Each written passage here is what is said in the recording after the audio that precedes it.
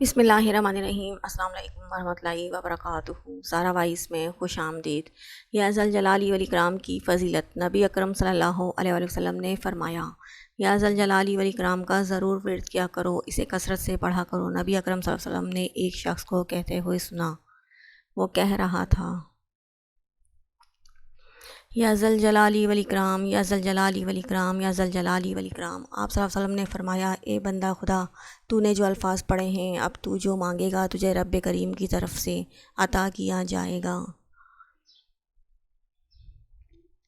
آپ صلی اللہ علیہ وسلم نے اپنی امت کو فرمایا کہ یا ذل جلالی والاکرام کو لازم پکڑ لو، یعنی اس کا ضرور ورد کیا کرو، کثرت سے پڑھا کرو۔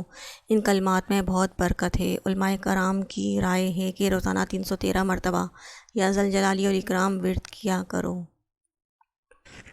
خصوصاً وہ افراد جو مشکلات و پریشانیوں میں گھرے ہوئے ہوں، یا جن کے کام ادھورے رہ جاتے ہوں، یا ان کے کام میں کوئی نہ کوئی رکاوٹ آ جاتی ہو، یا وہ لوگ جو کسی کے ماتحت کام کرتے ہیں، وہ یہ کلمات ضرور 313 مرتبہ پڑھا کریں، اول آخر درود شریف کی تلاوت کریں۔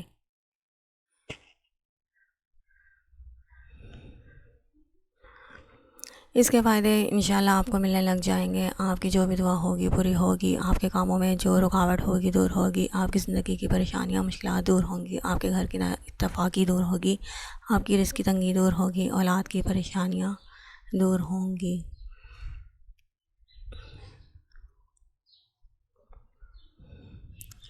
غرض جو بھی مشکل ہوگی، یا ذل جلال والاکرام کی برکت دور ہوگی اور دعا قبول ہوگی۔